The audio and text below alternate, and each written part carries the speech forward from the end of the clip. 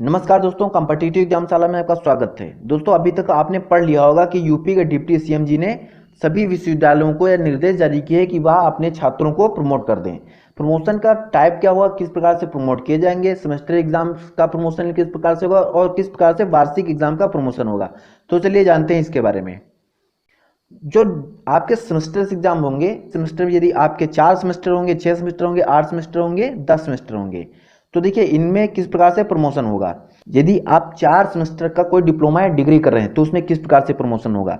देखिए, यदि आप दूसरे सेमेस्टर में हैं और यदि आप चौथे सेमेस्टर में हैं तो चौथे सेमेस्टर की बात करेंगे तो इसके एग्जाम आपको देने पड़ेंगे। इन्होंने साफ साफ कहा है कि अंतिम सेमेस्टर और अंतिम वर्ष के परीक्षार्थियों को परीक्षा देनी पड़ेगी, तो चौथे सेमेस्टर के परीक्षार्थियों को परीक्षा देनी पड़ेगी। अब देखते हैं यदि आप तीसरे या दूसरे सेमेस्टर में हैं तो किस प्रकार से आपको प्रमोशन मिलेगा। तो देखिए, यदि आप तीसरे सेमेस्टर में हैं तो आपके पहले और दूसरे सेमेस्टर में जितने नंबर आए हैं उनका एवरेज आपको तीसरे सेमेस्टर में दिया जाएगा। जैसे कि समझते हैं, यदि आपने पहले सेमेस्टर में आपने 60% नंबर लाए और दूसरे सेमेस्टर में आप 70% नंबर लाए, तो आपको जो तीसरे सेमेस्टर में नंबर दिए जाएंगे वो इनका एवरेज दिए जाएंगे। मतलब कि 65% आपको नंबर तीसरे सेमेस्टर में दिए जाएंगे। ये होगा आपका आधार प्रमोशन का तीसरे सेमेस्टर में। और यदि आप दूसरे सेमेस्टर में प्रमोट हो रहे हैं तो किस प्रकार से प्रमोशन होगा। देखिए, यदि आप दूसरे सेमेस्टर में प्रमोट हो रहे हैं, मतलब किन्हीं कारणवश आपका एग्जाम नहीं हो पाया दूसरे सेमेस्टर का, तो आपके जो पहले सेमेस्टर में नंबर होंगे उतने ही प्रतिशत नंबर आपको दूसरे सेमेस्टर में दिए जाएंगे। और एक बात और आती है कि यदि आपका पहला ही सेमेस्टर हो और उसके ही एग्जाम ना हुए हों तो इसमें क्या होगा, इसमें किस प्रकार से प्रमोशन होगा। तो देखिए, इसका जो सिस्टम रखा है इन्होंने, इसका सिस्टम ये रखा है कि यदि आप पहले सेमेस्टर में हैं तो आपको प्रमोट कर दिया जाएगा आंतरिक मूल्यांकन के आधार पर, इंटरनल नंबरों के आधार पर, लेकिन आपको यहाँ पर पूर्णतः अंक नहीं प्राप्त किए जाएंगे।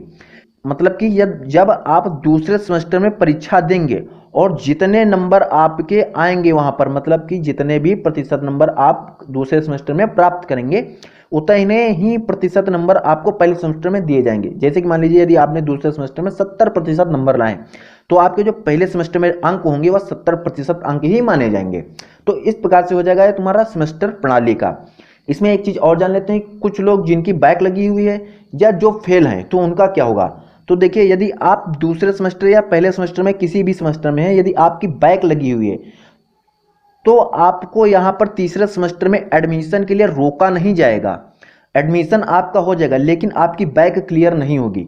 मतलब कि आपको तीसरे सेमेस्टर में प्रमोट कर दिया जाएगा, लेकिन बैक पेपर जो आप चौथे सेमेस्टर में आप जो एग्जाम देंगे उसके आधार पर आपको तीसरे सेमेस्टर के नंबर प्राप्त होंगे।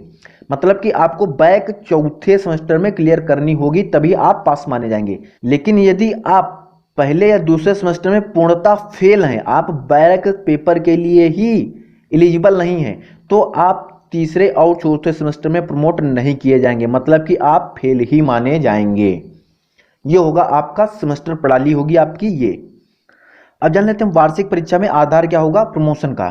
तो वार्षिक परीक्षा में देखिए, यदि आप 3 वर्ष या 4 वर्ष की कोई भी डिग्री कर रहे हैं तो इसमें क्या होगा, यदि आप 3 वर्ष में मतलब तीसरे वर्ष में, अंतिम वर्ष में है या चौथे वर्ष में है तो आपको एग्जाम देने पड़ेंगे फाइनल ईयर के। लेकिन यदि आप पहले वर्ष में है तो इसमें क्या होगा, आपको दूसरे वर्ष के आधार पर अंक प्रदान किए जाएंगे। मतलब कि यह है कि यदि आप इस वर्ष फर्स्ट ईयर में होंगे तो आप 2021 में जब पेपर देंगे तो वहां यदि आपका 70% नंबर आप प्राप्त करेंगे तो यहां पर भी आपको 70% नंबर ही दिए जाएंगे। ये आधार होगा आपका पहले वर्ष का।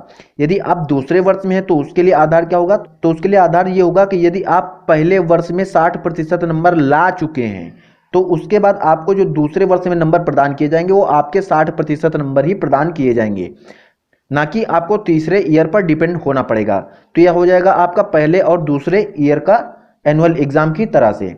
और इसमें जो बैक सिस्टम है वह पिछली तरीके से ही लागू होगा। यदि आप बैक पेपर के लिए एलिजिबल हैं तो आपको बैक देने को मिलेगी, और यदि आप फेल हैं तो आपको पूर्णतः फेल ही माना जाएगा।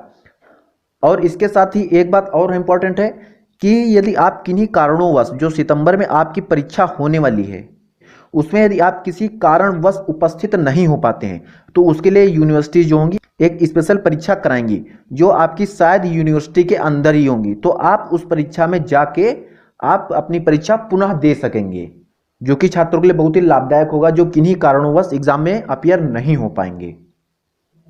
और इसमें आपकी एक सबसे महत्वपूर्ण सूचना ये भी हो जाती है कि जो अंतिम वर्ष में छात्र हैं या आपके लास्ट सेमेस्टर की परीक्षाएं हैं वह आपकी 30 सितंबर से पहले कराने का आदेश दिया है इन्होंने कहा कि 30 सितंबर से पहले परीक्षाएं हो जाएंगी। तो यहाँ पर एक बात मुख्य रूप से निकल के आती है कि जो डीएलएड वाले हैं, क्या डीएलएड वालों को भी प्रमोशन मिलेगा और उनके 4th सेमेस्टर का जो एग्ज़ाम होगा वो उनका 30 सितंबर से पहले हो सकता है। तो देखिए, जो डीएलएड होता है उसे कराती है पीएनपी, और पीएनपी ने ऐसा कुछ नहीं दिया है। प्रमोशन तो आपको तीसरे सेमेस्टर और पहले सेमेस्टर का मिल जाएगा, लेकिन इसके बाद में आपको जो एग्ज़ाम की डेट है, एग्ज़ाम की डेट आपकी 30 सितंबर, ये राज्य सरकार नहीं लागू करेगी, ये आपका पीएनपी ही करेगा, और इस पर आप ध्यान दीजिएगा। हालांकि आप 30 सितंबर मान के चलिए और अपनी तैयारी 4th सेमेस्टर की स्टार्ट कर दीजिए, दूसरे सेमेस्टर की स्टार्ट कर दीजिए, क्योंकि शायद उम्मीद है कि आपका यहाँ पर 30 सितंबर से पहले आपके एग्ज़ाम हो जाएंगे। तो आप अपनी तैयारी करिए, आप तीसरे और पहले सेमेस्टर में प्रमोट हो जाएंगे। प्रमोशन सभी के लिए है, लेकिन आपका एग्जाम की डेट जो आई है वो आपकी डीएलएड वालों के लिए अभी मान्य नहीं है, क्योंकि इसके लिए पीएनपी ने कोई भी इशू नहीं बताया है। तो दोस्तों, आशा करता हूं आपको प्रमोशन मेथड पूरी तरह से समझ में आया होगा, लेकिन यदि आपको फिर भी कोई कंफ्यूजन है तो डिस्क्रिप्शन बॉक्स में आपको टेलीग्राम की लिंक मिल जाएगी, आप वहां से पूछ सकते हैं, या आप हमें मेल भी कर सकते हैं, या फिर आप हमारे एफबी पेज पर जाकर आप हमें वहां पर भी मैसेज कर सकते हैं। हम आपको हर जगह से उत्तर देने के लिए तत्पर हैं। तब तक के लिए थैंक यू, धन्यवाद, जय हिंद, जय भारत।